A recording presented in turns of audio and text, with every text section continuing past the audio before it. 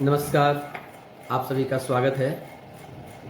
आज एक नए विषय पर हम लोग चर्चा करने के लिए बैठे हैं। हालांकि हर विषय का ज्ञान की कोई सीमा नहीं है, फिर भी जितनी और जिस मर्यादा में जितना व्यवहारिक शास्त्र सम्मत शास्त्र प्रमाण से युक्त हो सकता है, वैसी ही जानकारी आपको इस माध्यम से दी जाएगी।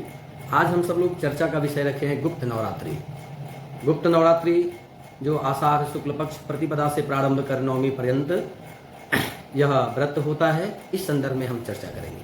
आइए एक बार भगवती का ध्यान करें, उनको प्रणाम करें और अपनी वाणी की शुद्धि के लिए, मन की शुद्धि के लिए आप सब भक्तों के अंतरात्मा में भगवती प्रवेश करें।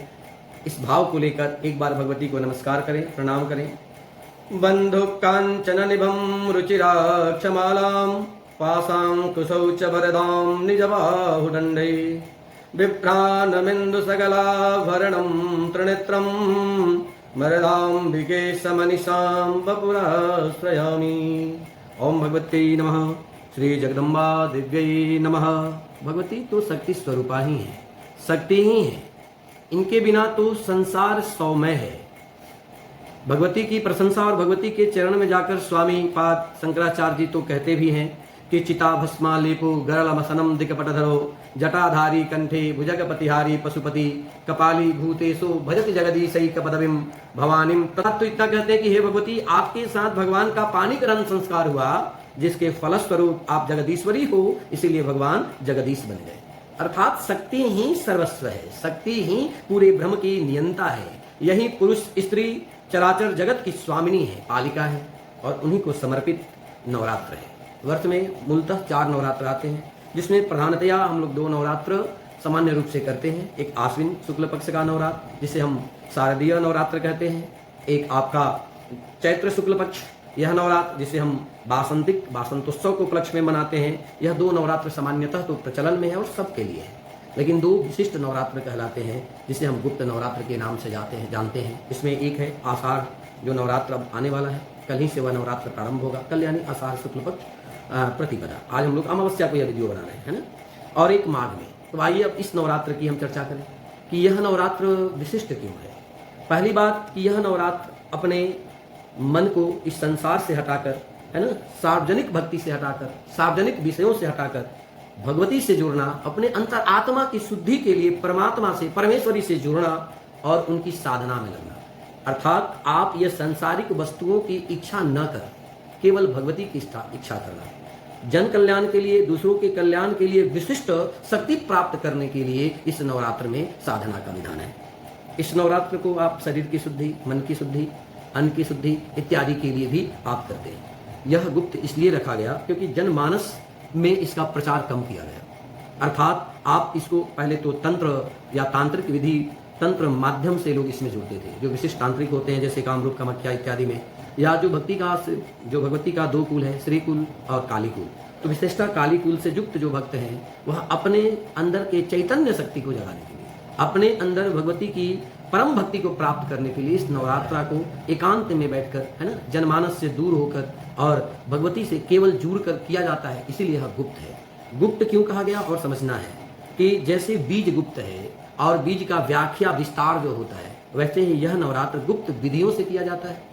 बहुत ज्यादा प्रकाश में नहीं लाया जाता, और अपने गुप्त शक्तियों को जागृत करने के लिए यह व्रत, यह नवरात्र किया जाता है। इसमें भगवती की पूजा और उपासना की जाती है। धीरे धीरे सामान्य लोग भी गुप्त विधि से इसको करना प्रारंभ कर रहे हैं, है ना। भगवती की जो गुप्त शक्तियां हैं, जो भगवती की अन्य शक्तियां हैं, भगवती की जो समष्टि व्यष्टि दोनों रूपों की उपासना है, उसमें यह व्यष्टि रूप के उपासना का पद्धति है, जिसके माध्यम से हम भगवती से जुड़ते हैं। इसमें आप भगवती के कुछ विशिष्ट मंत्रों का जाप कर सकते हैं, जैसे नवाक्षर मंत्र ओम ऐं ह्रीं क्लीं चामुंडाई विच्चे का संकल्प लेकर, और इसको एक निर्धारित मात्रा संख्या भर इसको जप करें, निष्ठा से जप करें, है ना। या फिर आप इसमें भगवती के सहस्त्र नामावली का, भगवती के सत नामावली का पाठ वगैरह करके भी आप उसको सिद्ध कर सकते हैं। विशेषतः भगवती की महती कृपा, भगवती से आप जुड़ जाएं और एक विशिष्ट योग आपके अंदर आए, इसके लिए यह नवरात्र करते हैं। इस नवरात्र को करें कैसे? तो सामान्य रूप से आप कल प्रतिपदा आदि को घर में शुद्ध व्यवस्था करें, अपने शरीर की शुद्धि करें। शरीर की शुद्धि से मन शुद्ध होता है। आहार की शुद्धि करें। कुछ लोग ऐसा सोचते हैं कि फलाहार और पूरे दिन फलाहार करते रहते हैं, नहीं, फलाहार की भी एक व्यवस्था है कि फलाहार करनी कैसे है, फलाहार का मात्रा कितना होना चाहिए। आप निराहार हो, यथाहार हो, तन मनस्क हो, समाहित हो, निराहार होकर, यथाहार होकर, जैसे भी आपका शरीर समर्थ हो वैसे करें। थोड़ा शरीर को पीड़ा हो तो परेशान होने की जरूरत नहीं है ना। आप एक कलश की स्थापना करें, एक पट्टिका पर लाल वस्त्र, उस पर अष्टदल कमल या भगवती यंत्र का निर्माण करें और उस यंत्र को निर्माण कर उसी पर भगवती का यंत्र स्थापित करें और उस यंत्र की साधना करें, यंत्र की पूजना करें। प्रत्येक दिन सुबह स्नान आदि क्रियाओं से निवृत्त हो जाए, भगवती के सानिकट बैठे, उनसे प्रार्थना करें कि मैं आपका हूँ और आप मेरी है ना। ये भाव कर उनसे अपने आप को जोड़े, उनसे अपना संबंध स्थापित करें कि हे भगवती आप मेरी हो और मैं आपका हूँ, आप मेरी स्वामिनी हो और मैं आपका दास हूँ।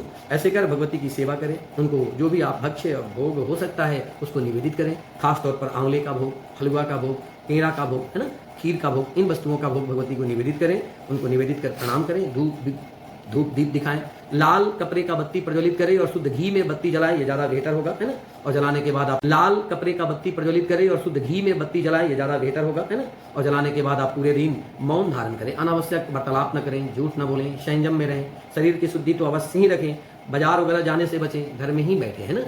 ऐसा नहीं कि इसको प्रचारित करते रहें कि मैं नवरात्र में हूँ, मैं नवरात्र में हूँ। नवरात्र ये 9 दिन का जो व्रत और उपवास करें, इसमें आप एकांत सेवन ज्यादा से ज्यादा करें और सतत जब तक आप जगे तब तक भगवती का नाम, भगवती का स्मरण आप लेकर बैठे। जो लोग पाठ करने में समर्थ हैं वह किसी एक मंत्र से लेकर उसे संपुट कर पाठ कर सकते हैं, जिसे संपुट पाठ कहते हैं। जो पाठ करने में समर्थ न हो वो चाहें तो पूरे नवरात्र में 3 बार पाठ कर सकते हैं, जैसे उसे चरित्र पाठ कहते हैं। यानी प्रथम दिन केवल आप जो है सापोद्धार करें, सापोद्धार के बाद कवच कील अर्गला आदि का पाठ करें, उसके बाद नवार्न करें और विश्राम करें। दूसरे दिन आप प्रथम अध्याय 1 पाठ करें, उसके बाद आप दूसरे दिन जो है फिर द्वितीय चरित्र यानी दूसरा, तीसरा और चौथे अध्याय का पाठ करें। तीसरे दिन आप 5वें से लेकर 13वें यानी उत्तर चरित्र का पाठ करें। ठीक, उसके बाद फिर इसी क्रम को 2 बार और करें, यानी फिर 5वें दिन प्रथम, 6ठे दिन आप जो है दूसरा, तीसरा और चौथा, 7वें दिन फिर आप उसी तरह ऐसे करके पूरे नवरात्र में 3 आवर्ती पाठ आप कर सकते हैं। जो ऐसे भी समर्थ ना हो वो 9 दिन में 13 अध्याय पाठ करना अगर चाहते हो तो उनके लिए भी ये विधान है ना, कि वो पहले दिन केवल जो है वह नवार्न करें, कील कवच अर्गला का पाठ करें और भगवती के 108 नामों का पाठ करें। दूसरे दिन केवल 1 अध्याय करें, दूसरे उसके आगे वाले दिन 2 अध्याय का पाठ करें, फिर उसके बाद 1 अध्याय का पाठ करें। चौथे दिन यानी 4 अध्याय का 5वां, 6ठा, 7वां और 8वें अध्याय का पाठ करें, फिर 2, फिर 1 और फिर 2, ऐसे करके 7 दिन में, बीच के 7 दिन में पाठ संपन्न करें। प्रथम दिन आप प्रथम अंग यानी कील कवच अर्गला नवार्न करें, 9वें दिन आप रहस्य का पाठ करें, तीनों रहस्यों का पाठ कर हवन आदि करके इस आप व्रत को पूरा कर सकते हैं। जो स्त्री माताएं बहनें भी इस भगवती की आराधना में अगर लगना, खासतौर पर ये नवरात्र तो एक तरह से सन्यासियों के लिए, वैरागियों के लिए, श्मशानी अवघर पंथी इन लोगों के लिए ज्यादा महत्व रखता है। गृहस्थों में इसका थोड़ा प्रभाव कम है, गृहस्थ के लिए ज्यादा। लेकिन अगर आप भी विरक्त होकर यानी संसार से विरक्त होकर भगवती में अगर लगते हैं तो आपके लिए भी अति फलदायी है। लेकिन थोड़ी सी संसार से विरक्ति होनी चाहिए इस 9 दिन तक है ना, और केवल भगवती में ही आपकी आस्था बननी चाहिए।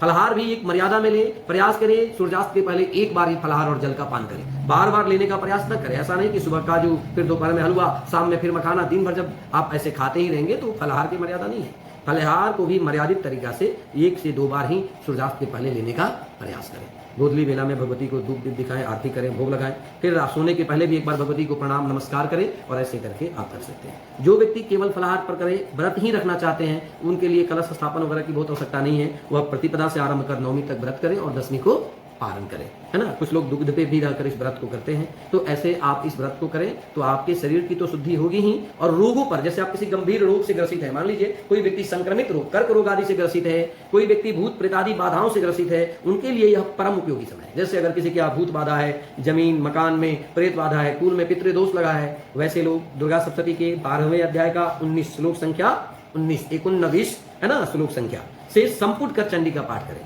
जैसे वो मंत्र है, दुर्वृता नाम अशेषा नाम बलहानि करम परम रक्षो भूत पिशाचा नाम पठना देवनाशनम।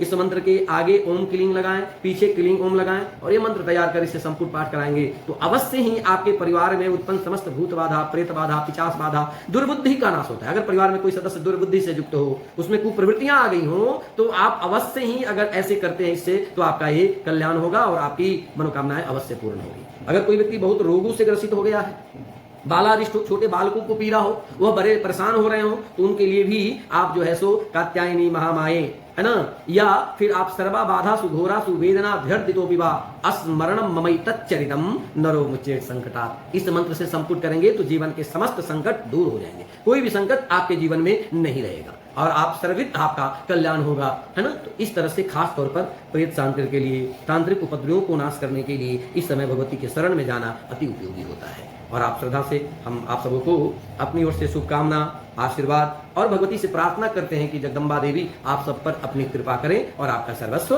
कल्याण हो। बोलिए श्री जगदम्बा मैया की जय।